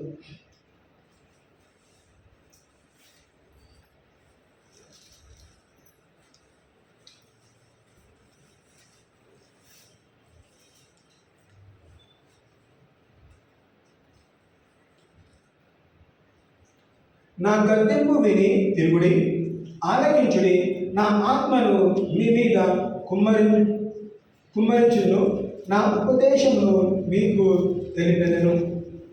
ఏమంటాడు వాక్యము? నా గద్దెంపు విని తిరుగుడి, ఆలకించుడి, నా ఆత్మను నీ పైన కుమ్మరిస్తా. దేవుని ఆత్మ లేని మనం ఏం చేయలేమండి. దేవుని ఆత్మ నింపుదల కావాలి, దేవుని ఆత్మ నడిపింపు కూడా కావాలి. దేవుని ఆత్మ నింపుదల నడిపింపు ద్వారా ఏం చేస్తామో మనం ఆత్మఫలం కలిగి ఉంటాము. ఆత్మఫలం ఏం చేస్తుంది? నీకు అవసరం ఆత్మీయ ఆహారం నీకు అనుగ్రహిస్తుంది. ఈ ఆత్మీయ ఆహారం లేకుండా ప్రేమ, సంతోషం, సమాధానం, దీర్ఘశాంతం, దారిద్ర్యం, మంచితనము, ఆశ అన్నీ కూడా ఉన్నాయి. విశ్వాసం కూడా ఉన్నది దేంట్లో? ఆత్మఫలంలో. సో ఇప్పుడు దేని గురించి మాట్లాడుతున్నాం? విశ్వాసమైన పరుగు పందెంలో. సో విశ్వాసమైన పరుగు పందెం ఇప్పుడు నీకు ఎవరు సాయం చేయాలి? ఎవరి వైపు చూస్తున్నావు? యేసు వైపు చూసి నీకు ఎవరు సహాయం కావాలి? ఆత్మ సహాయం కావాలి. ఆత్మ సహాయం ఎప్పుడు వస్తుంది? గద్దెంపుకి లోబడినట్లయితే. నా గద్దెంపు మీరు తిరిగినట్లయితే. గద్దెంపుకు లోబడను కానీ నాకు ఆత్మ కావాలంటే అది జరగని పని. అవునా కదా? గద్దెంపుకి లోబడితేనే అప్పుడేమన్నాడు? అప్పుడు నా ఆత్మ నీ పైన కుమ్మరిస్తాడు. నా ఆత్మ నీ పైన కుమ్మరించబడినప్పుడు ఏం చేస్తాడు? నీకు ఉపదేశము కలుగజేసేదాడు, నీకు నేర్పించదను. ఉపదేశం అంటే ఏంటి? ఏ మార్గం వెళ్ళాలి, ఏ మార్గంలో వెళ్ళదు అనేది నేను నీకు నేర్పిస్తా అంటున్నాను. అబ్రహాం కానీ, నోవా కానీ మన పితరులందరినీ గమనిస్తే ఏం చేశాడంట? పిలిచి మీ ఇష్టానుసారంగా వెళ్ళాలని చెప్పట్లేదు. ఏ మార్గంలో వెళ్ళాలి, ఏ మార్గంలో వెళ్ళొద్దు కూడా వాళ్ళకి నేర్పిస్తూ వచ్చినాడు. అబ్రహాంకి ఏమన్నాడు? ఒక పట్టణానికి వెళ్ళమని, నేను చూపించే దేశానికి వెళ్ళమన్నాడు. ఇస్సాకుతో ఏమన్నాడు? ఆయన సొంతంగా వెళ్ళిపోతున్నాడు. నీ సొంతంగా నువ్వు వెళ్ళొద్దు, నువ్వు ఇక్కడే ఉన్నాడు. సో ఏం చేస్తాము? ఎప్పుడైతే దేవుని గద్దెంపుకి, దేవుని ఉపదేశానికి వాళ్ళు లోబడినారో ఏం చేస్తామంటే ఏమని గమనిస్తాము? ఏం జరిగింది వాళ్ళ జీవితంలో? దేవుడు వాళ్ళ పట్ల చేసిన వాగ్దానము, నిబంధన నెరవేర్చబడ్డది. నా గద్దెంపుకు మీరు లోబడినట్లయితే, మనం ప్రతిసారి ప్రార్థన చేస్తాం, దేవా నీ వాగ్దానం నా జీవితం నెరవేర్చబడును కాక ప్రార్థన చేస్తున్నాం. కానీ వాగ్దానం నెరవేర్చబడును కాక కన్నా ముందు ఏం చేయాలంట? తన గద్దెంపుకు మనం లోబడాలి. గద్దెంపుకు లోబడినట్లయితే వాగ్దానం నెరవేర్చబడుతుంది. తన చేసిన మన పితరులతో చేసిన నిబంధన కూడా మన జీవితం నెరవేర్చబడుతుంది. వాగ్దానం ఇచ్చి వాగ్దానం నెరవేర్చే దేవుని మనము ఆరాధిస్తున్నాము, మనం స్తుతిస్తున్నాము, మనం కొనియాడుతున్నాము. వాగ్దానం ఇచ్చింది కాబట్టి మీ ఇష్టాన్ని చెప్పట్లేదండి. వాగ్దానం ఇచ్చి వాగ్దానం నెరవేర్చాలంటే కూడా ఇస్సాకుకి వాగ్దానం ఇచ్చాడు. మీ తండ్రితో చేసిన వాగ్దానం, మీ తండ్రితో చేసిన నిబంధన నీ జీవితం నెరవేర్చబడుతుంది. కాబట్టి నువ్వు ఎక్కడికి వెళ్ళాలి? నువ్వు గెరారులో ఉండు, నువ్వు ఐగుప్తు దేశం వెళ్ళొద్దు, గెరారు పట్టణంలో ఉండు అని చెప్పినప్పుడు ఏం చేశాడంట? ఇస్సాకు విధేయత చూపెట్టి అక్కడే ఉన్నాడు. కాబట్టి దేవుడు తనకిచ్చిన వాగ్దానం ఏంటంటే అదే సంవత్సరము 100 ఫలితము తన పొందుకోగలిగినాడు. అది ఎవరి కష్టము? ఇస్సాకు కష్టం కాదండి, కేవలం ఒకే ఒక మాట, విధేయత ద్వారా ఆయన పొందుకోగలిగినాడు. మనము వాక్యాన్ని విధేయత చూపెట్టినప్పుడు, అంటే ఈ విశ్వాసం అనే పరుగు పందెంలో విధేయత చూపెట్టినప్పుడు మనం ఎవరి వైపు చూడాలి? యేసు వైపు చూడాలి. పరిశుద్ధాత్మ సహాయంతో మనం పరుగు పందెంలో వెళ్తున్నప్పుడు ఆ పరిశుద్ధాత్మ ఆత్మఫలము, ఆత్మక్రియలు మన వ్యక్తిగత జీవితంలో జరుగుతాయి. మన చుట్టుపక్కల వారికి మనం ఏం చేస్తామంట? ఆశీర్వకరంగా, దీవెనకరంగా ఉంటాం. వీడు ఎప్పుడు సస్తాడా అనుకోద్దండి. జనాలు మన గురించి మాట్లాడినప్పుడు వీళ్ళు నన్ను ఎంత శ్రమ పెడుతున్నారు కదా, నన్ను ఎంత కష్టపెడుతున్నాడు, వీళ్ళు ఎప్పుడు సస్తారా అనుకోద్దు. ఇంకా బ్రతుకుంటే మేలు ఉండును, ఇంకా నాతో ఉంటే మంచి ఉండును అనే మాటలు రావాలి మన గురించి. ఏమైనా చూడండి, 8వ వచనం, హెబ్రీ 12:8.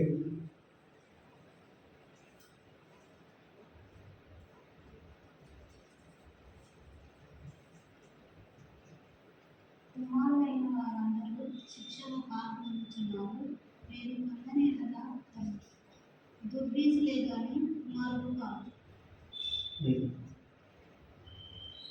ఏమన్నాడు? But if we be without chastisement, whereof all are partakers, then ye are not sons.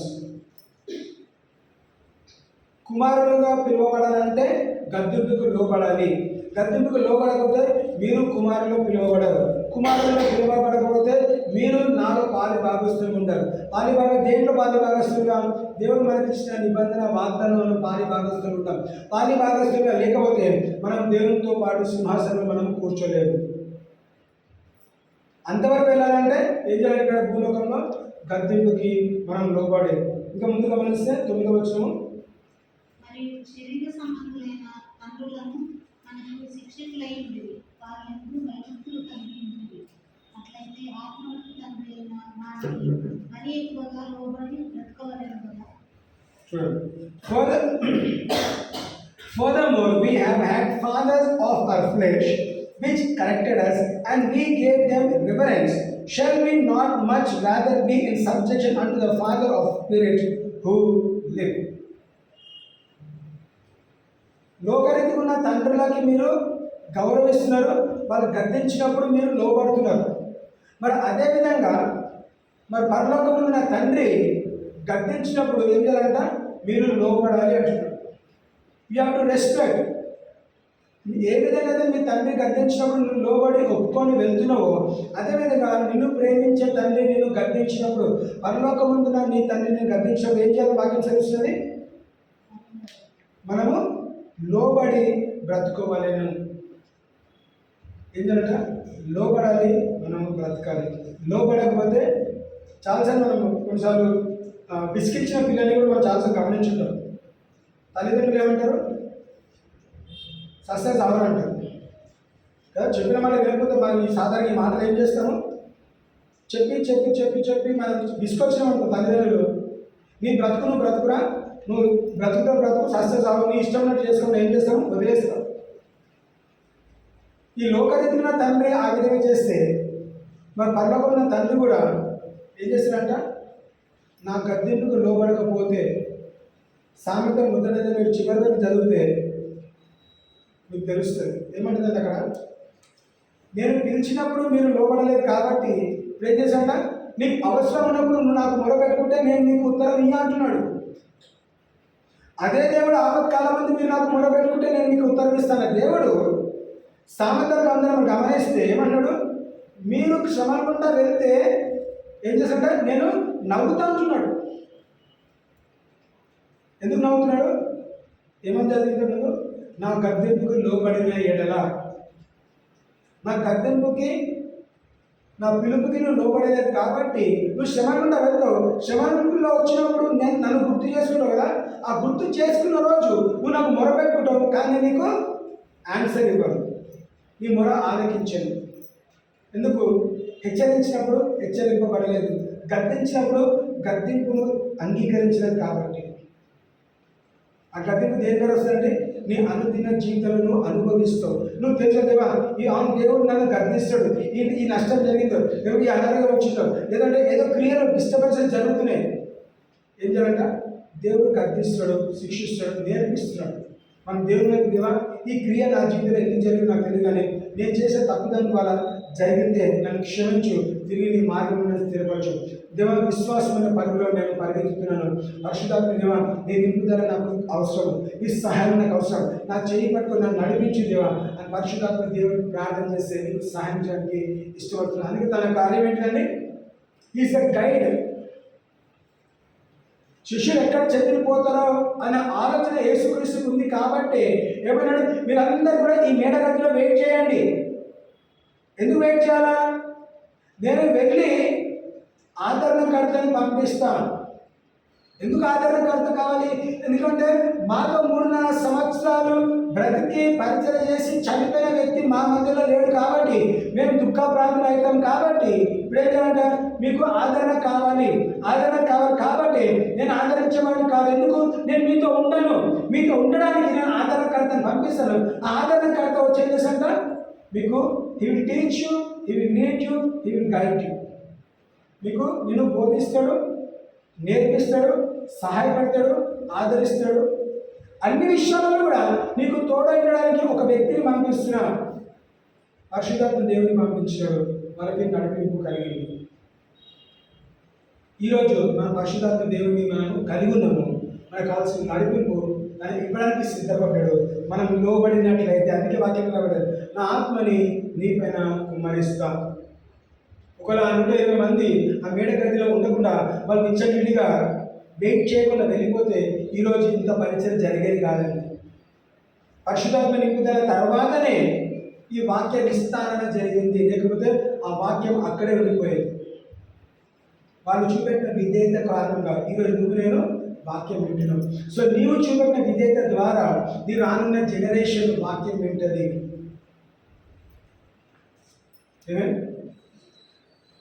అబ్రాహాం విధేయత చూపెట్టాడు, ఈరోజు మనం అబ్రాహాం సంతానంగా పిలువబడుతున్నాం. యేసుక్రీస్తు విధేయత చూపెట్టాడు, యేసుక్రీస్తు ద్వారా అబ్రాహాం సంతానంగా పిలువబడుతున్నాం. నీ పితరులు విధేయత చూపెట్టారు. సో నీవు విధేయత చూపిస్తే నీ తరం వారు ఏం చేస్తారంట, దేవుని ఆశీర్వాదము అనుభవిస్తారు. అది నీ చేతిలో. సాధారణంగా ఏం చేస్తాము, మనము మన పిల్లల కొరకు ఆస్తులు అంతస్తులు సంపాదించి వదిలేయాలనుకుంటారు. ఎందుకు? నా తర్వాత నా పిల్లలు కష్టపడద్దు. అవునా కదా? చాలామంది పేరెంట్స్ ఏం చేస్తారంటే కష్టపడి సంపాదించి దేని కొరకు? నా తర్వాత నా పిల్లలకి సుఖం అనుభవించాలి, వాళ్ళు కష్టపడద్దు, నేను కష్టపడ్డాను నా పిల్లలు కష్టపడద్దు అని ఏం చేస్తారు, ప్రయాసపడి అన్నీ కూడా సమకూర్చి పెడతారు చాలా మటుకు. మా తండ్రి కూడా నీవు నేను ప్రయాస పడవద్దని ఏం చేశాడంట, పరిశుద్ధాత్మ దేవుడు మనకి ఇచ్చినాడు. మనం ఏం చేయాలంట, పరిశుద్ధాత్మ సహాయంతో మన అనుదిన జీవితంలో ఏం చేయాలంట, we walk by faith and not by sight. నీతిమంతుడు విశ్వాసము మూలంగా బ్రతుకును. మనం నీతిమంతులమా కాదు? మనం ఎందుకు నీతిమంతులము? మనము యేసుక్రీస్తుని సొంత రక్షకుడుగా అంగీకరించిన వారు. యేసుక్రీస్తు సొంత రక్షకుడుగా అంగీకరించినప్పుడు మనం నీతిమంతులుగా పిలువబడ్డారు. నీతిమంతులుగా పిలువబడితే నువ్వు నీతిమంతులు అయితే నువ్వు విశ్వాసము మూలంగానే నడవాలి. అవిశ్వాసము నడిస్తే నీ నీతి వ్యర్థము, నీ విశ్వాసము వ్యర్థము. దేవునికి అవమానము మనము అవిశ్వాసంలో నడిస్తే. ఇశ్రాయేలు ప్రజలు వాళ్ళ కళ్ళతో ఎన్నో అద్భుతాలు సూచక్రియలు చూస్తారు, అనుభవించిన అయినను వాళ్ళ అవిశ్వాసం కారణంగా వాగ్దాన దేశంలోకి అడుగు పెట్టలేకపోయినారు. మోషే అంతా ప్రయాసపడి, దేవుడంతా ప్రయాసపడి ఈ లక్షలాది మందిని వాగ్దాన దేశం నడిపించడానికి వాళ్ళ ప్రయాసం అంతా ఏమైందండి, వ్యర్థమైంది. నువ్వు వాగ్దాన దేశంలో అడుగు పెడితే బెనిఫిట్ కదా, నేను ఇంత కష్టపడ్డాను, చివరికి ఏం కావాలి, రిజల్ట్ కావాలి. ఆ రిజల్ట్ ఏంటిది? ఈ లక్షలాది మంది ఈ 5 ఈ కానాన్ దేశంలో వాగ్దాన దేశంలో అడుగు పెడితే రిజల్ట్ ఏంటిది? సాటిస్ఫాక్షన్ ఉంటుంది. కానీ దేవుడికి సాటిస్ఫాక్షన్ ఉందా? మోషేకు ఉన్నదా? ఎవరికి లేదు. ఎందుకు లేదు?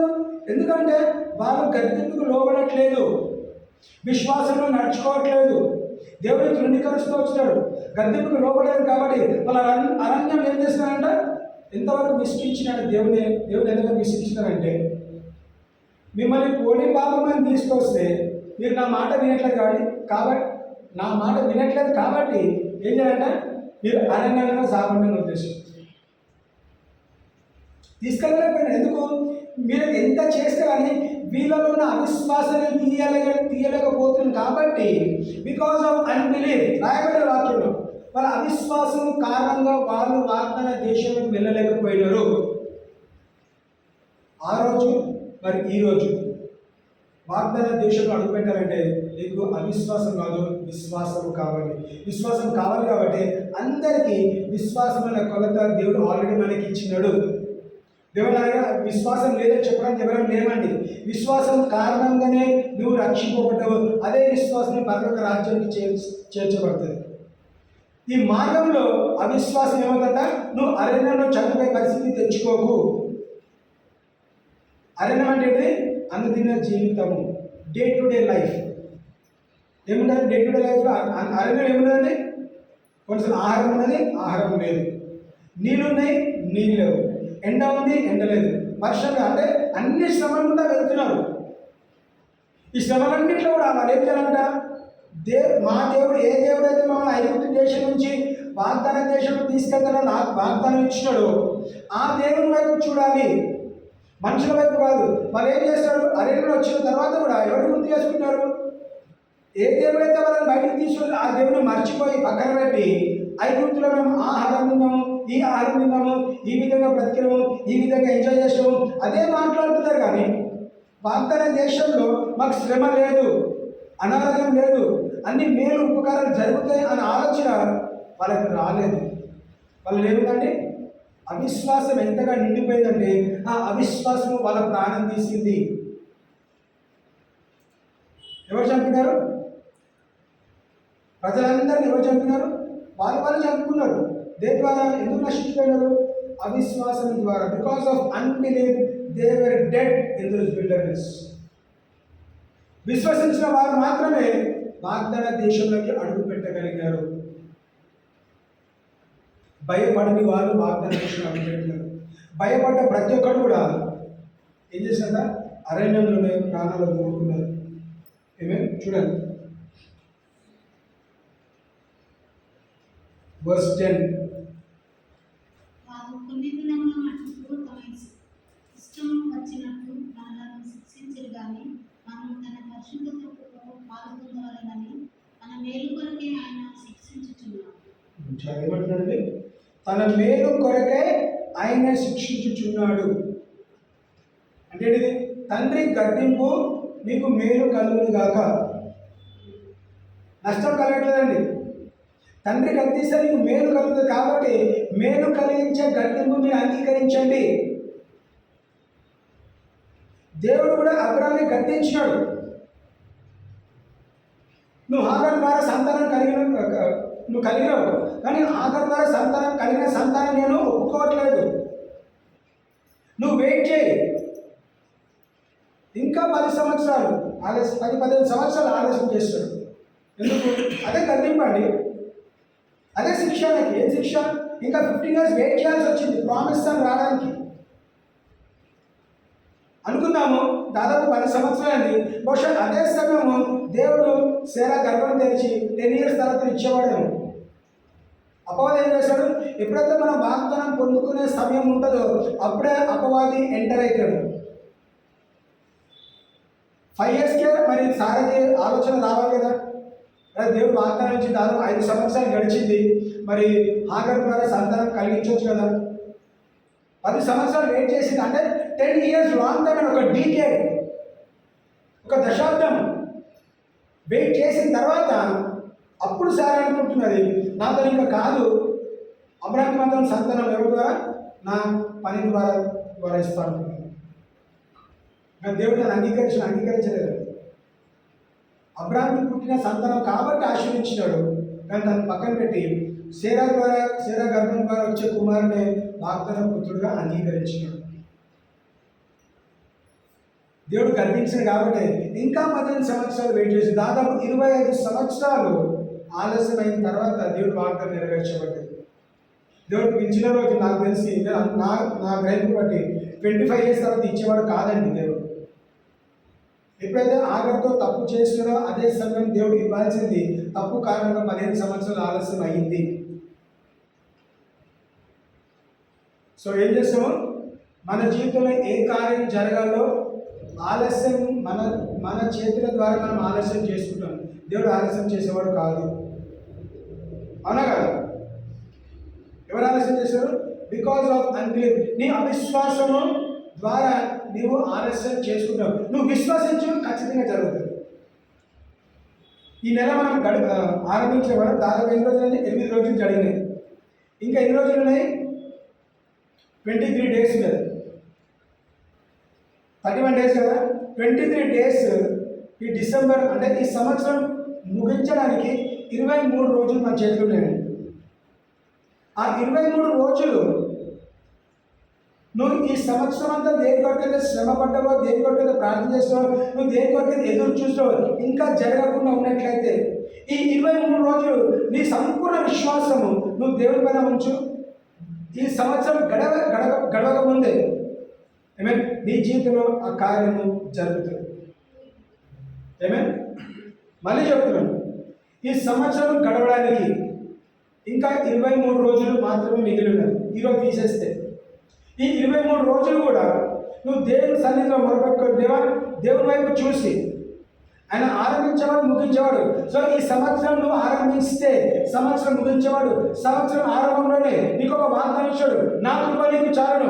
ఆ నా కృప నీకు చాలున వాగ్దానం ఈ సంవత్సరం చివరి వరకు నెరవేర్చబడాలంటే 23 రోజులు విశ్వాసంలో దేవుని పైన ఉంచినట్లయితే అవిశ్వాసం తొలగించి ఎవరైనా విశ్వసిస్తున్నాడు, నేను దీని కొరకు అడిగాను, దీని కొరకు అడిగాను, ఇంకా నా జీవితం జరగలేదు, ఎందుకు ఆలస్యం అవుతుంది, మరి నెల అయిపోతుంది కదా, సంవత్సరం అయిపోతుంది కదా, నేను ఈ వస్తువు లేదంటే ఈ క్రియ ఈ సంవత్సరం జరగాలని నేను ఎదురు చూస్తున్నాను, జరగకపోతే పోస్ట్ పోన్ చేసేవాడిని కాదు. ఏమైనా నువ్వు దాన్ని ఏం చేస్తే పోస్ట్ పోన్ అంటే అది నెక్స్ట్ ఇయర్కి పంపించేవాడు కాదు, ఈ సంవత్సరం జరగాలి. కాబట్టి ఎవరి చేతి ఉన్నది? నాలో నా అవిశ్వాసం తొలగించి దేవా ఈ 23 రోజులు నేను విశ్వసిస్తాను.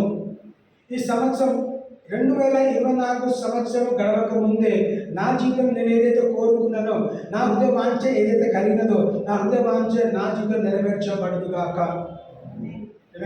ప్రార్థన చేస్తే, విశ్వసించి ప్రార్థన చేస్తే తప్పకుండా జరుగుతుంది. ఇఫ్ యూ బిలీవ్, చూడండి మార్క్ చాప్టర్ 11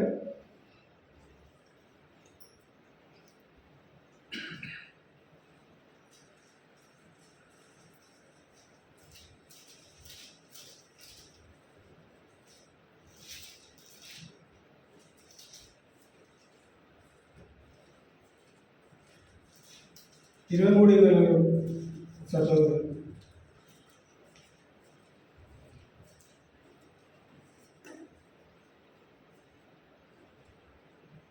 వర్స్ 24 చదవండి డైరెక్ట్. అందుచేత ప్రార్థన చేయనప్పుడు మీరు అడుగుచున్న వాటి నెలను పొంది ఉన్నామని నమ్ముడి, అప్పుడు అవి మీకు కలుగునని మీతో చెప్పుచున్నాను. చూడండి ఏమంటాడు, అందుచేత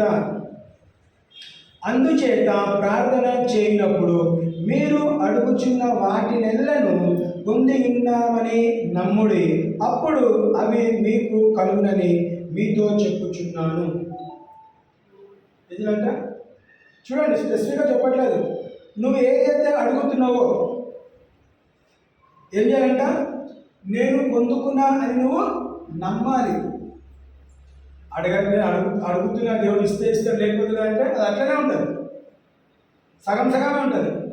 నేను అడిగినా నా దేవుడు ఖచ్చితంగా ఇస్తాడు అని నువ్వు విశ్వసిస్తే అదే మాట రాయబడ్డది. ఏమన్నాడు, అందుచేత ప్రార్థన చేయనప్పుడు మీరు అడుగుచున్న వాటి నెలను పొంది ఉన్నామని నమ్ముడి. మీరు అడిగింది నేను నమ్ముతున్నా, పొందుకున్నా అని మీరు నమ్మితే ఏమవుతుందంట, అప్పుడు అవి మీకు కలుగునని మీతో చెప్పుచున్నాను. అప్పుడు ఎప్పుడు నమ్మినప్పుడే కలుగుతుంది, నమ్మకపోతే కలగదు.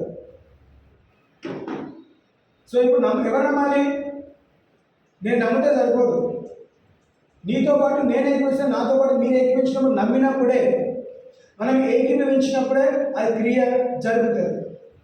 If you believe for what you have prayed you shall receive. We believe, we prayed. మేము నమ్మినాము, విశ్వసించాము, మణిపూర్ వెళ్తున్నాము, లేదా విశ్వసించి వెళ్తున్నాము, ఈ క్రియ చేయాలన్నాము, నమ్మినాము, విశ్వసించాము, పొందుకున్నాము, చేసినాము, రాగలిగినాము. అందరితో అది అసాధ్యం కాదు, సాధ్యం అది. ఒక ప్రార్థన అంటే ఇంకొక ప్రార్థన లేకుండా, ఒక ప్రార్థన అంటే ఇంకొకరు ప్రార్థనలో వింటాడు. సో సంఘస్థులుగా మనం ఏ స్థాయిలో ఆ స్థాయిలో ప్రతి ఒక్కరము సంఘంతో పాటు ఎదగాలి, మనము విస్తరించాలి. ఏ ప్రాంతం భూమి అంతా కాదండి, ఈ మిర్జాలలో విస్తరిస్తే చాలు. మనమున్న ప్రాంతంలో మనం విస్తరించాలి, మనమున్న ప్రాంతాలను మనం స్వాధీనపరచుకోవాలి. దేవుడు మనకి మిర్జాలు అనే ప్రాంతం, ఒక మల్కాజ్గిరి అనే ప్రాంతం ఏమి ఇచ్చినా ఒక ఏదైనా తోటగా ఇచ్చినాడు. మనం ఏదైనా తోటలో ఉన్నాము. నీ సరిహద్దులు ఏంటిది? మల్కాజ్గిరి సరిహద్దులు. ఫస్ట్ నువ్వు ఏదైనా తోటను అనుభవించిన తర్వాత నీ సరిహద్దులు విస్తరించబడతాయి. ఎక్కడికో వెళ్ళిపోవడం కాదు, క్రమక్రమంగా దేవుని ఉద్దేశం ప్రకారం దేవుని సరిహద్దులు విస్తరిస్తాడు. You have to tend and keep. నువ్వు దాంట్లో పని చేయాలి. నువ్వు తోటలో ఉన్నట్లయితే ఆ తోటలో పని చేస్తేనే మంచి మొక్కలు ఉంచుతావు, అనవసరమైన మొక్కలు నువ్వు పీకి పారేస్తావు. అనవసరమైన మొక్కలు ఏవైనా ఉంటాయి, వస్తాయి. చూడండి, మనం సాధారణంగా రోడ్ల మీద వెళ్తాం కదా, హైవేస్లో వెళ్తుంటాం. ఇరుపక్షాల మనము ముళ్ళ పొదలు చూస్తుంటాం. ఎవరు ముళ్ళ పొదలు నాటినారా? ముళ్ళ పొదలు నాటి ఏదైనా విత్తనం పట్టేదా? మన విత్తనం ఎవరు ఈ ఫార్మర్స్ అని చేస్తారా? వ్యవసాయకి వెళ్ళి విత్తనం ముళ్ళ పొదలు నాటారు. ఎట్లా వచ్చినాయి? దానంతటా అలాగే వచ్చినాయి. సో ముళ్ళ పొదలు కూడా వస్తాయి, మంచి వృక్షాలు కూడా వస్తాయి. అన్ని పెరుగుతాయి. ఏం చేయాలంట? మంచిని మనం తీసుకుంటాము, అనవసరంగా కాల్చి పారేస్తాం. సో విశ్వాసం ఎదగాల్సిన బాధ్యత మనది. తప్పకుండా అంచెలంచెలుగా ఎదుగుతాం. దేవుని ఉద్దేశము, దేవుని చిత్తము, దేవుని ప్రణాళిక మన జీవితం నెరవేర్చబడాలి. 2 నిమిషాల్లో చివరి 2 మాటలు ఒకసారి మనం చదివి మనం ముగించుకుందాం.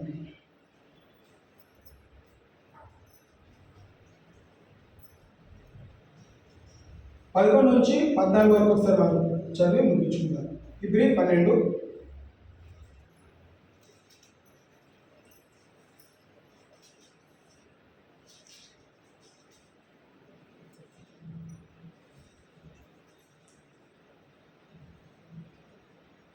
నుంచి 14 ఒకసారి చదివి మనము.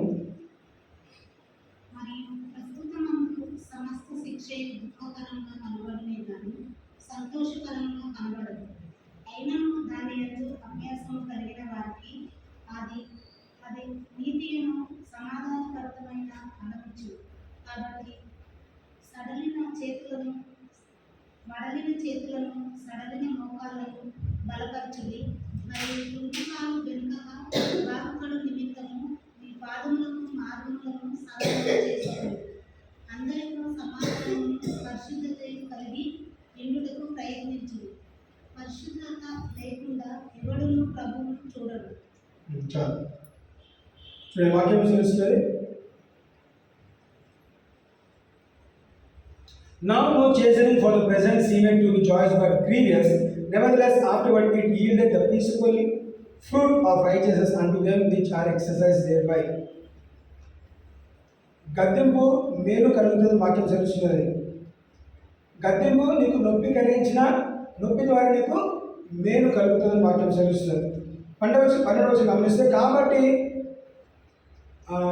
వడలిన చేతులను సదలిన మోకాలను బలపరచుడి.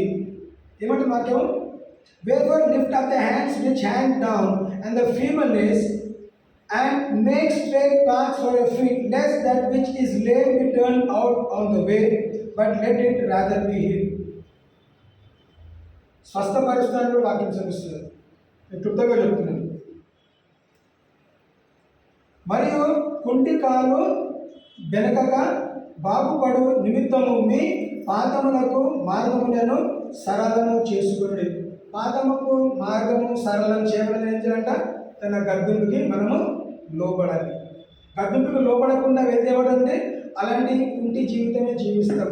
సో కుంటి జీవితం జీవించొద్దు. మీరు స్వస్థపరచబడాలంటే తన గద్దుకు లోబడి మార్గము సరళం చేయబడుతుంది. కాబట్టి ఏం చేస్తుందంట? కుంటి జీవితాన్ని స్వస్థపరిచి సరళమైన జీవితం మనకి అనుగ్రహిస్తున్నాడు. 14 వచనం, follow peace with all men and holiness without which no man shall see the Lord. అందరితో సమాధానమును పరిశుద్ధతయు కలిగి యుండుటకు ప్రయత్నించుడి. పరిశుద్ధత లేకుండా ఎవడును ప్రభువును చూడలేడు. ఏం చేయాలంట? అందరితో ఎట్లుండాలండి? అందరితో సమాధానము పరిశుద్ధతయు కలిగి యుండుట ప్రయత్నించుడి. దేవుని కూడా తెలుసు కష్టమని, కానీ ఏం చేసినట్ట? ప్రయత్నించు అంటే ప్రయత్నం చేయండి. మీరు స్టార్ట్ చేయండి. మీరు అంటే be peaceful, follow peace with all men and holiness without which no man shall see the Lord. అందరితో సమాధానం ఉండడానికి ప్రయత్నించుడి అని వాక్యం చెప్తుంది. మీరు ప్రయత్నిస్తే అందరితో సమాధానం ఉండడానికి నీకు సహాయపడే దేవుడు నీకు తోడై ఉన్నాడు. హల్లెలూయా. దేవుడు కొన్ని మాటల్ని దీవించుగాక.